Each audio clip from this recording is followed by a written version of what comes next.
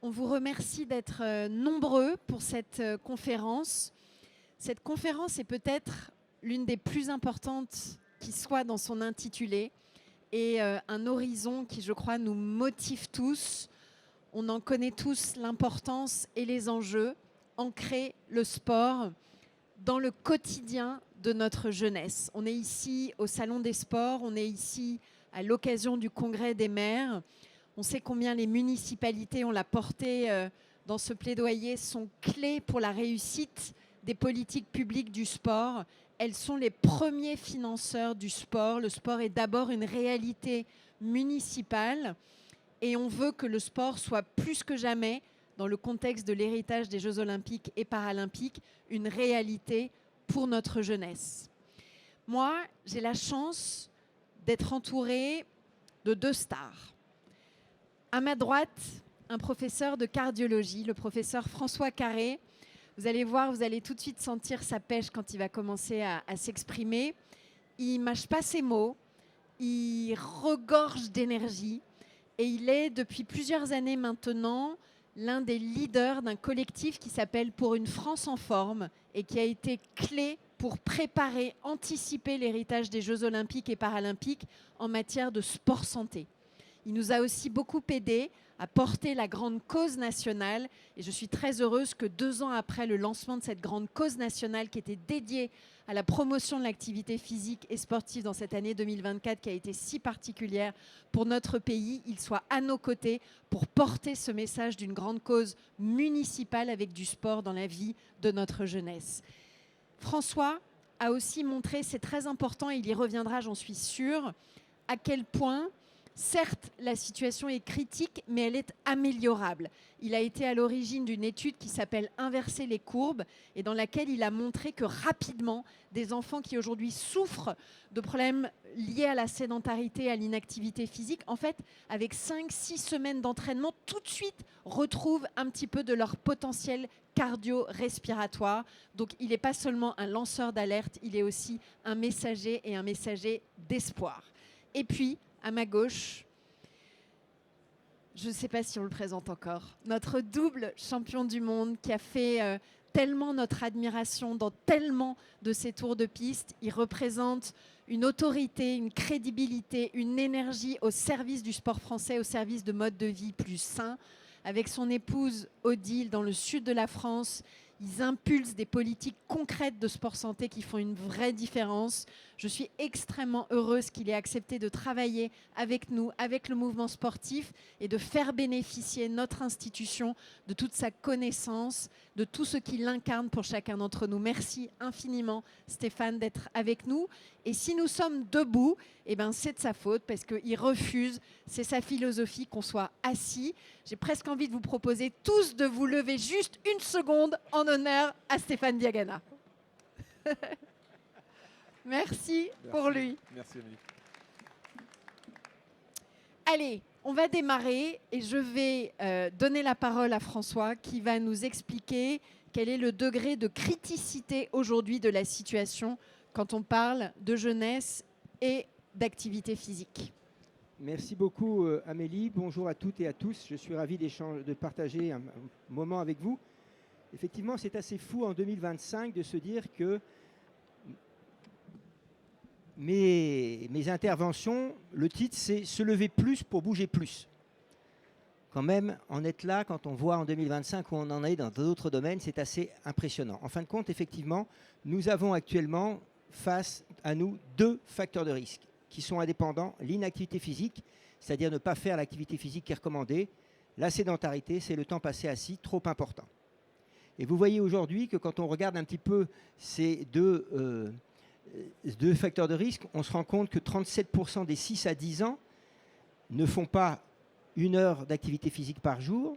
73% des 11 à 17 ans ne font pas 1 heure d'activité physique par jour. Par contre, les enfants de 7 ans en France passent 51% du temps de la journée éveillés assis.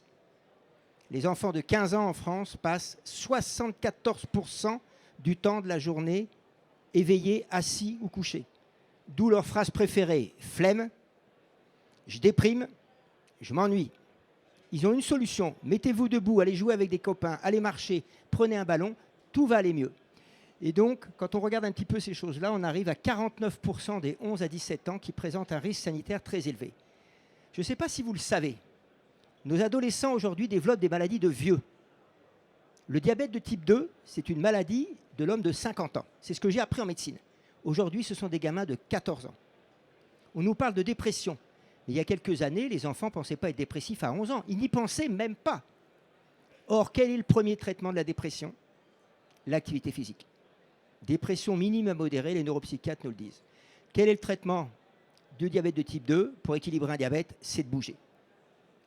Et pour finir, la bombe sanitaire dont j'ai parlé il y a quelques années à retardement, elle n'est plus à retardement, elle est là. Puisque la première cause d'arrêt cardiaque en France avant 30 ans, c'est l'infarctus du myocarde. L'infarctus du myocarde, on le faisait à 45 ans. Donc, il y a des collégiens aujourd'hui de 15 ans qui préparent leur infarctus à 30 ans. Ça, on les a devant nous. Et malgré ça, je trouve qu'il n'y a pas la réaction que j'ai attendue de la part de différents ministères.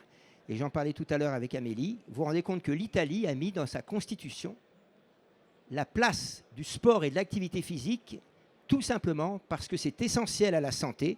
Et donc, il faut tout faire pour la promouvoir et que les gens puissent en faire partout. Donc, on en est là. Alors, quand on a entendu ça, on se dit, d'accord, bon, on va prendre un Lexomil pour surmonter le moral.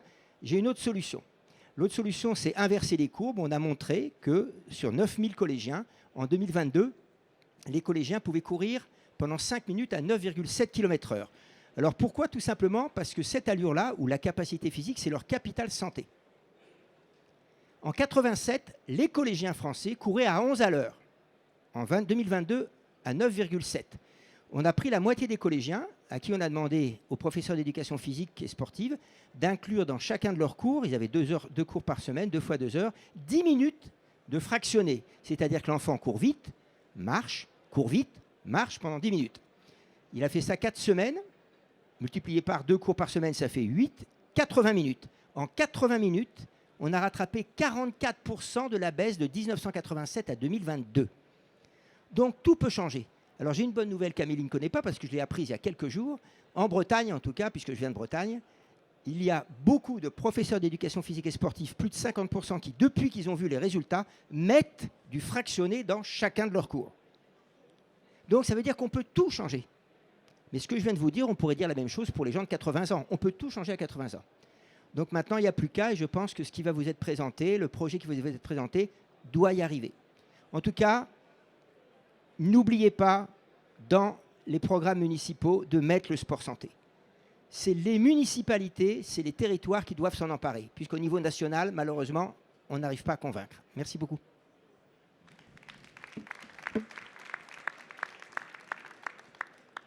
Alors, comme ici, nous sommes des disciples de François Carré, dans ce plaidoyer qu'on a conçu avec les équipes du CNOSF, nos territoires, les CDOS, les CROSS, et avec le concours d'élus locaux, la contribution de l'ANDES, de l'AMF, eh bien, on a mis comme première mesure la place du sport pour les élèves en essayant de plaider pour qu'on ait 100% d'une classe d'âge, 100% des enfants qui aient une inscription dans un club sportif. On regrette beaucoup la suppression du passeport pour les 6-13 ans. On se bat comme des dingues pour qu'il soit rétabli et on a de bon espoir d'y arriver parce que je crois qu'on a une ministre qui est consciente du fait que ce n'est pas possible de priver de cette aide des enfants de familles modestes sur une tranche d'âge qui est décisive pour prendre le bon réflexe sport. Donc ce premier point, il est au cœur du plaidoyer. Mais on s'est aussi appuyé sur une opportunité qui a été la convocation d'une convention citoyenne, vous l'avez peut-être suivi, au niveau du CESE, le Conseil économique, social et environnemental, avec tout un groupe de citoyens qui, en ce moment, terminent des travaux qu'ils ont amorcés cet été pour réfléchir à une évolution des rythmes de l'enfant. Et nous, quand on a vu le lancement de cette grande convention citoyenne, on s'est dit, mais nous, le mouvement sportif, on a un message à porter. Parce qu'on est convaincu que pour qu'il y ait plus de sport dans la vie de notre jeunesse, il y a des lignes qui doivent bouger. Et une de ces lignes, ce n'est pas seulement le travail de pédagogie, mais c'est aussi le temps qu'on laisse aux familles et aux enfants pour pouvoir faire du sport.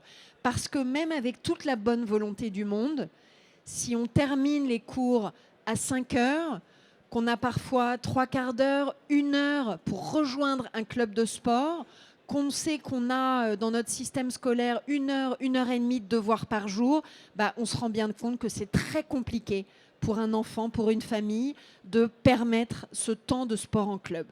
Et donc on a réfléchi, on a constitué un petit groupe de travail avec François Carré, avec Stéphane Diagana, avec nos fédérations sportives scolaires, la présidente de l'USEP, le président de l'UNSS, avec des représentants des fédérations et des collectivités locales, et aussi avec des chercheurs pluridisciplinaires spécialisés sur le sujet des temps de l'enfant et qui nous ont aidés à établir le diagnostic que dans notre pays, on ne pouvait pas continuer à être celui qui, au monde, a l'amplitude horaire la plus élevée pour les enfants, plus d'heures chaque jour à l'école et les vacances les plus longues, qui sont en fait, avec des vacances très longues, des moments où se creusent les inégalités parce que des foyers qui ont la possibilité, là les enfants font plein de sport, mais parfois les familles n'ont pas la capacité de proposer ces activités. Il n'y a plus le sport à l'école puisqu'il n'y a plus l'école, et donc on se retrouve dans un moment au contraire de détérioration de la santé physique de ces personnes-là, de ces enfants-là. Et donc on a réfléchi. Et on a vraiment, je pense, bien travaillé. Je veux encore tirer un grand coup de chapeau à une partie des équipes qui sont là-bas, qui ont beaucoup travaillé pendant 2 mois pour qu'on arrive à produire une contribution pour cette convention citoyenne. C'est une copie qu'on a rendue le 15 octobre dernier et dans laquelle on explique que nous, il faut absolument consolider la place de l'EPS à l'école, qu'il faut déployer à fond les 30 minutes d'activité physique quotidienne à l'école primaire, qu'il faut continuer à booster ce qu'on appelle le sport scolaire, c'est-à-dire la présence de nos fédérations sportives dans les établissements scolaires comme l'UNSS, qui fait un très bon boulot pour compléter l'EPS, mais qui a aussi la 3e couche, qui est le sport en club. Et nous, fédération, mouvement sportif, on a dit notre volonté d'accueillir les jeunes de tous âges dans nos rangs, dans nos clubs sportifs. On en a 162 000 à travers les territoires. On veut leur proposer une offre qui soit diversifiée et on veut, avec les collectivités locales, réunir toutes les conditions de réussite pour que ce soit possible et organisé pour les familles, avec une gouvernance qui est celle des projets éducatifs territoriaux qui met tout le monde autour de la table, y compris les parents d'élèves, mais avec une condition pivot qui est la mesure Diagana, c'est-à-dire la sortie un petit peu anticipée de l'école pour qu'il y ait davantage de temps et d'espace pour l'extrascolaire.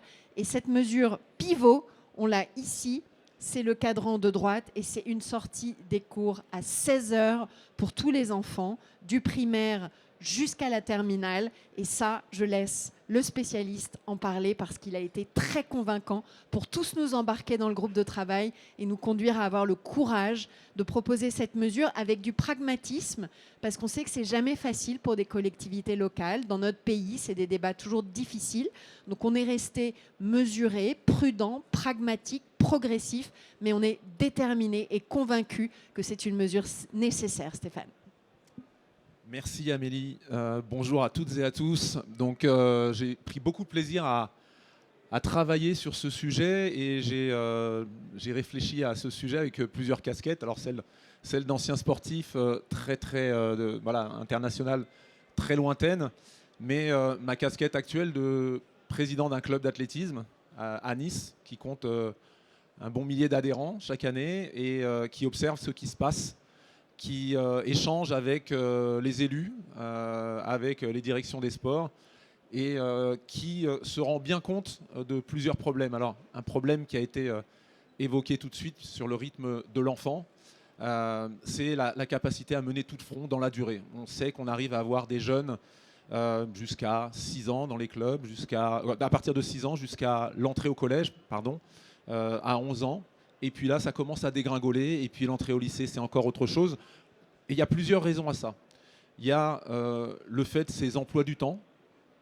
Je connais des enfants de 11 ans qui voulaient poursuivre, c'est dans ma famille, donc je connais bien le sujet, qui voulaient poursuivre à l'entrée en collège, en 6e, une pratique en GR, en gymnastique rythmique. Sauf que, qu'est-ce qui se passait très concrètement? Transport scolaire pour se rendre jusqu'au collège, début des cours à 8 heures, donc levé à 6 heures, on parle d'un enfant de 11 ans, qui ensuite finit à 17 heures, qui court pour prendre son petit déjeuner, son goûter, pardon, qui repart pour ses 2 heures de GR de 18 à 20 heures, et qui rentre le soir pour manger rapidement de 20 heures à 20h30, et qui après se trouvait parfois avec à minima 1 heure de devoir, et parfois 2 heures de devoir, quand c'était plus difficile pour elle, c'était ma nièce, tout simplement parce qu'il y avait des profs qui donnaient du jour au lendemain, 4 profs qui donnaient du jour au lendemain, anglais, histoire, géo, français, mathématiques, des cours, des devoirs pour le lendemain. Donc c'est une jeune fille qui avait 11 ans et qui devait se lever à 6 heures du matin et parfois se coucher à 22 heures. Bon, vous imaginez qu'elle n'a pas tenu longtemps et qu'elle a arrêté la GR et qu'aujourd'hui ses parents, 6 ou 7 ans après, se demandent quel sport elle va faire. Elle ne fait plus de sport. Voilà. Donc on est concrètement sur une trajectoire décrite par le professeur Carré, par François tout à l'heure. Et ça, c'est multiplié par des milliers de cas dans toute la France. Donc on doit faire quelque chose pour la santé des enfants. C'est un devoir, c'est un droit. Leur droit à la pratique du sport, c'est un droit, mais c'est un droit pour la santé. Et ça ne doit pas concerner, et je l'ai dit, que les athlètes ou les jeunes qui sont potentiellement des espoirs pour nos équipes de France futures, qui ont des droits parfois parce que dans des classes à horaires aménagés, ils peuvent trouver des aménagements pour mener les deux de front. Mais non, ça ne doit pas être réservé à ceux qui sont bons ou qui ont un potentiel. Ça doit être un droit pour tous, pour la santé avant tout. Voilà. C'est ce qui a guidé notre réflexion. Et puis, quand je vous disais que je discute avec des élus, eh bien, tous déplorent le manque de capacité d'accueil. Mais pourquoi ? Parce que certes, parfois on manque d'équipements, mais parfois ils sont sous-utilisés sur certaines périodes. Et donc si on permet de quitter à 16 heures, potentiellement, on sait qu'on va pouvoir accueillir plus d'enfants parce que si les équipements sportifs se trouvent à une demi-heure, qu'on est capable de conduire ou de mutualiser des déplacements des lycées vers les équipements sportifs qui en général concentrent plusieurs pratiques. Et donc là, il y a un rôle des collectivités peut-être pour faciliter ça, pour l'organiser. Eh bien, on peut imaginer que la pratique va se développer parce qu'au lieu d'accueillir un créneau, eh bien, on pourra accueillir 2 créneaux dans de bonnes conditions. On pourra même mutualiser des soutiens scolaires. On en parle. Moi, j'en parle avec le stade rugby niçois à côté de chez moi parce qu'on est sur le même territoire pour des enfants qui en ont besoin parfois. Donc, ça peut être une vraie chance et une opportunité. Donc, voilà pourquoi on a avancé sur cette heure de 16 heures qui est cette heure pivot dont parlait Amélie. Voilà, la question du transport, hein, bien sûr, c'est le lien justement entre les collèges, les lycées et les infrastructures sportives qui sont souvent concentrées. Moi, ce que j'ai observé, c'est que parfois, quand j'étais moi-même parent emmenant des enfants, venant les chercher au collège, eh bien, je retrouvais les mêmes parents qui, eux, amenaient leurs enfants au judo. Moi, je les amenais à l'athlétisme ou au tennis. Alors que ça, forcément, ça peut se mutualiser. On a des outils numériques aussi qui peuvent permettre de mutualiser et de faire ce lien aujourd'hui pour covoiturer. Ou alors de faire des transports scolaires, des sport bus qui iraient de l'école vers les équipements sportifs. Alors, on aurait pu demander 15 heures, on aurait pu demander 14 heures, comme c'est le cas en Slovénie, un pays dont j'ai déjà parlé assez souvent et qui est une référence tant sur le sport santé que sur la performance quand on rapporte à la population au très haut niveau. Tout le monde a en tête dans tous les sports des grands champions slovènes. Mais ce n'est pas un hasard, c'est le fruit d'une politique qui est menée depuis plus de 40 ans et qui porte ses fruits tant sur la santé que sur le haut niveau. Donc 16 heures, voilà, ça permettra au moins d'avoir 1 heure. Ça ne veut pas dire qu'on met les enfants dehors. Si derrière, les enfants n'ont pas d'activité, que les parents sont inquiets à l'idée, on peut tout à fait imaginer qu'il y ait une permanence scolaire qui permette aux enfants de rester de 16h jusqu'à 17h30 pour qu'ils puissent faire leurs devoirs. Mais au moins, on donne l'opportunité à tous les enfants qui sont engagés dans des pratiques scolaires et bien sûr, dans des pratiques sportives, pardon, et bien sûr, ça bénéficiera à ceux qui sont engagés dans des pratiques culturelles, de musique, de dessin ou de tout ce que vous voulez, d'avoir cette même qualité pour leur équilibre de vie, cette même possibilité pour leur équilibre de vie. Et ça nous paraissait important. Ça marche dans d'autres pays. On sait très bien que les capacités cognitives sont améliorées par une pratique régulière de l'activité physique. C'est observé, hein, il y a des corrélations entre VO2 max et certaines performances cognitives. Alors, corrélation n'est pas causalité, mais quand on sait l'impact de la pratique de l'activité physique sur la neurogénèse dans le cerveau, sur certaines zones bien identifiées, l'hippocampe ou le cortex préfrontal, mais là, François en parlerait mieux que moi, ça c'est démontré. meilleure vascularisation, synaptogénèse, donc tout fonctionne mieux. On est fait et designé pour l'activité physique. Donc il y a probablement corrélation et causalité entre une pratique sportive et une activité physique régulière et la performance cognitive des enfants. Magnifique.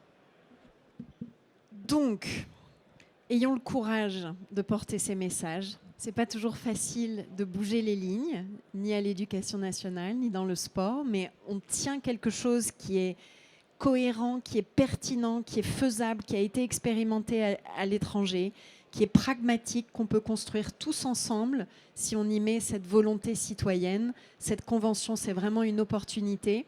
Et moi, j'ai envie de faire le petit test ici, là, dans le panel qu'on a devant nous. Qui voterait pour une mesure de ce type, une sortie des enfants de notre pays de 6 ans au bac à 16 heures pour leur permettre d'avoir plus d'activités, passion pour une activité artistique, culturelle, mais aussi pour une vie plus active, plus sportive et donc pour plus de bien-être et de confiance en eux. Qui lève la main pour cette mesure? Qui vote? Bon, je crois qu'on a une majorité, si ce n'est un consensus. Formidable. Merci beaucoup de votre attention là-dessus. Et puis, si on peut prendre 2-3 questions, est-ce que certains d'entre vous ont envie peut-être de réagir, de proposer, Allez-y. Bonjour. Je suis tout à fait d'accord avec tout ce que vous avez dit. Je pense qu'on l'a vu dans la salle, ça fait consensus à 16 heures. Par contre, j'ai un onglet, moi, qui m'inquiète. Si tout le monde commence à sortir à 16 heures, vous parlez du rythme des enfants, mais il y a le rythme du travail des parents. Et aujourd'hui, qui sont les bénévoles dans les associations? Il n'y a pas que les retraités, il y a aussi des parents actifs. Et si on veut faire augmenter le nombre de créneaux, comme vous dites, nous, à la ville de Châtel-Guyon, on est une ville de 6500 habitants avec 3500 pratiquants sportifs. On a des créneaux qui sont pleins. C'est sûr que si on peut faire dès 16 heures, ça arrange tout le monde. Mais on les trouve comment, les bénévoles? Comment on fait? Ça veut dire que même au-delà du niveau scolaire, c'est tout un collectif sur le monde du travail aussi, peut-être à réorganiser et à permettre de développer le monde du bénévolat. Et dernière chose aussi, vous avez parlé des fédérations. Moi, je suis au niveau du handball, mais il y a plein de monde qui sont dans différentes fédérations. Aujourd'hui, on a l'impression qu'ils veulent rendre les bénévoles plus professionnels. Les contraintes sont de plus en plus dures. Il y a des contraintes de plus en plus dans les fédérations pour les bénévoles et du coup, ça les fait fuir. Donc, je pense que c'est un système global, plus élargi, qu'il faut réfléchir pour que ça fonctionne, parce que l'idée est très bonne. Oui, vous avez... C'est le bon micro, oui, il fonctionne. Oui, vous avez raison, on s'est posé la question. On l'a évoqué pour les transports déjà. Mais du coup, ça libère aussi les parents qui peuvent récupérer leurs enfants plus tard dans la journée, s'ils travaillent tard, justement, au club directement et ne pas avoir assuré tous ces transports que l'on voit et qui sont compliqués aussi pour des parents pour aller chercher leurs enfants et les amener sur les sites sportifs. Donc il y a sans doute des choses qui relèvent du rythme du travail et la place du sport dans notre société, la place que prend le travail ou que prend l'école sur les temps de vie. Là, c'est le temps de l'enfant, il y a le temps de l'adulte aussi et il y a des pays qui trouvent de bien meilleurs équilibres. Je pense à l'Australie notamment où si vous partez à 17h du travail ou 17h30 pour aller faire du sport, on ne va pas vous dire que vous avez pris votre après-midi. Voilà. Donc, ce sont d'autres façons de voir les choses. Après, dans la réalité du club, tel que je la vis et pour avoir échangé avec d'autres, on a des gens qui veulent professionnaliser leur pratique. On n'arrive pas à professionnaliser leur pratique. C'est-à-dire que bien souvent, on a des étudiants, STAPS, je vois l'année STAPS qui est représentée ici, on n'a pas la capacité à leur donner suffisamment d'heures d'encadrement des pratiques parce que tout le monde arrive au même moment. Donc c'est une opportunité de professionnalisation sur leur cœur de métier. Aujourd'hui, qu'est-ce que l'on fait? On les professionnalise sur l'encadrement et on essaye de les amener sur du développement, mais ils ne sont pas toujours formés pour ça. Et donc, c'est une opportunité de professionnalisation. Et à côté de ça, vous avez des gens qui resteront sur le temps bénévole de fin de journée parce qu'eux, ils ne peuvent pas venir avant et ils souhaitent rester bénévoles. On a ces deux profils dans les clubs et je ne pense pas que ce soit un problème. Je pense qu'au contraire, c'est une vraie opportunité. Le financement, effectivement, je vois montrer le financement. Il y a un... Comment dire? Nous, en tout cas, sur le club, on organise des événements, on arrive à créer du financement privé. Alors, on est l'athlétisme, il y a le running, c'est peut-être différent, mais ce n'est pas toujours le seul frein, le financement. Il est à prendre en compte, mais ce n'est pas toujours le seul frein. Et peut-être qu'il y a de l'innovation à avoir avec les employeurs pour faciliter les gens qui s'engagent dans le bénévolat, pour, je ne sais pas, peut-être décharger certaines heures d'un point de vue des charges sociales, des charges patronales ou salariales, pour encourager des entreprises à libérer les gens qui sont engagés dans le bénévolat. Parce que ça donne du sens aussi à leur vie et à leur quotidien. Et comme le dit Stéphane, ça doit engager tout le monde pour répondre à votre question. Ce n'est pas en claquement de doigts qu'on va y arriver. Mais alors moi, sur le financement, je m'adresse à vous qui restez dans la municipalité. Où est-ce que vous trouvez l'argent pour faire un ralentisseur qui ne va plus bien, je fais une chicane, etc. etc. Qui m'a dit que ça avait coûté cher de passer de 12 000 morts sur les routes à 3 000? Personne. Bien sûr qu'il va y avoir un problème de financement. Mais qu'est-ce qu'on veut? On veut que nos enfants meurent avant leurs parents. Ce sera le cas d'une génération. On n'y échappera pas. Il y a des parents qui enterreront leurs enfants. Pas tous les parents, parce qu'il y a des enfants qui bougent. Mais il y a des parents qui l'enterreront. Alors soit on veut ça, et puis on dira, mais on n'avait pas le financement pour. Donc il y a des freins, on en est conscient. Et Stéphane, il a fallu qu'il se batte pour nous convaincre pour les 16 heures. Hein. C'était pas gagné au départ dans le groupe. Hein. Donc il y est arrivé. On est persuadé que c'est quelque chose. Mais alors je sais que la France n'aime pas le changement. Là, c'est un changement. Mais alors si on y arrive, avec votre aide, c'est le top. Hein. Mais je pense que si on veut, on peut y arriver. Alors on va peut-être pas y arriver tout de suite, mais on peut y arriver. Et surtout, montrer que c'est possible. Les autres pays le font.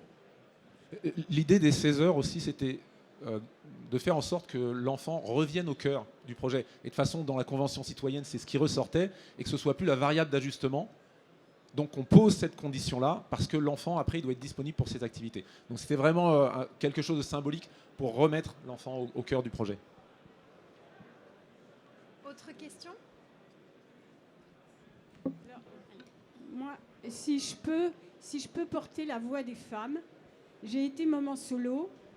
Alors je vais d'abord parler en tant qu'ex-maman solo.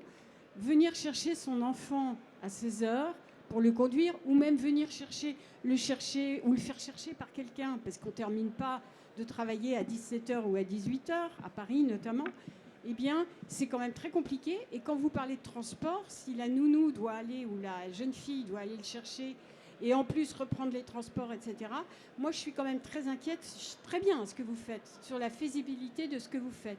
Et puis alors, en tant qu'élue, je vais prendre ma deuxième casquette. Je parlais avec mon voisin de la ruralité. Quand vous avez dans une classe 3 enfants qui veulent faire de la piscine, 3 qui veulent faire du basket, des autres qui veulent aller au rugby, vous faites comment pour distribuer tous ces enfants? C'est des coûts astronomiques. Voilà, c'est tout.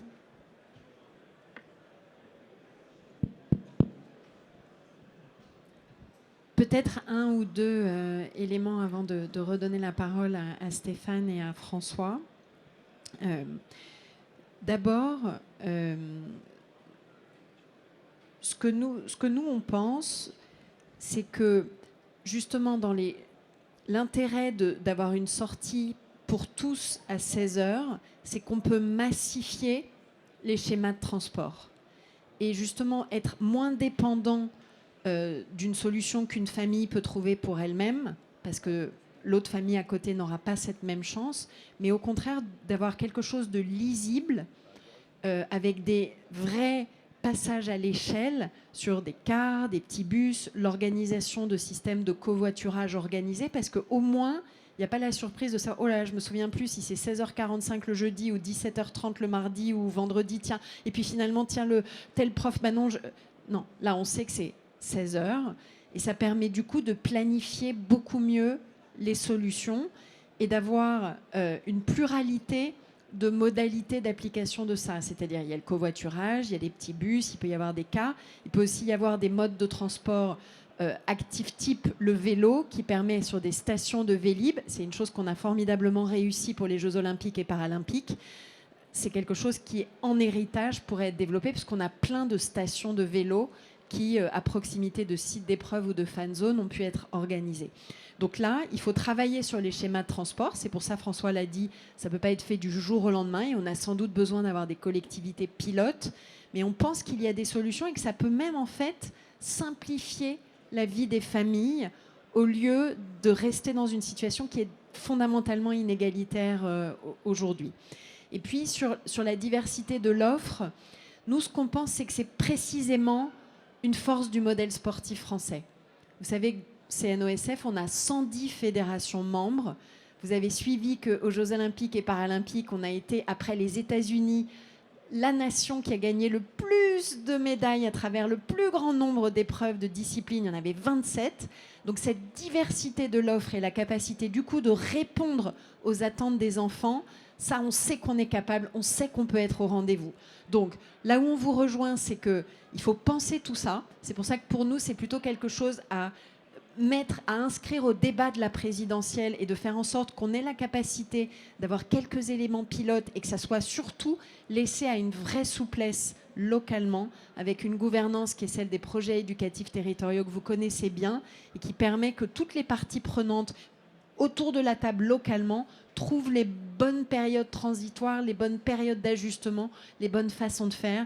Mais je pense que la santé de nos enfants vaut le coup pour qu'on se décarcasse et qu'on fasse bouger les lignes. Encore une fois, j'ai les statistiques sous les yeux. La France a le temps d'instruction annuel le plus important des pays de l'OCDE, 864 heures versus 800 en moyenne.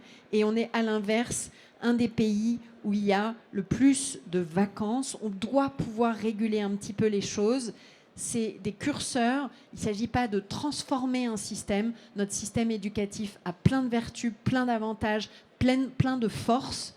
Mais on pense qu'aujourd'hui, on ne réunit pas les conditions pour éviter les statistiques qu'on a vues tout à l'heure. Je les remets ici. Elles sont préoccupantes. 49% des enfants de ce pays sont en situation de risque sanitaire très élevé parce qu'ils font moins de 20 minutes d'activité par jour et ils font plus de 4 heures par jour de consommation d'écran. Donc trouvons les solutions plutôt que de les laisser sur leur canapé ou sur leur lit à regarder des écrans.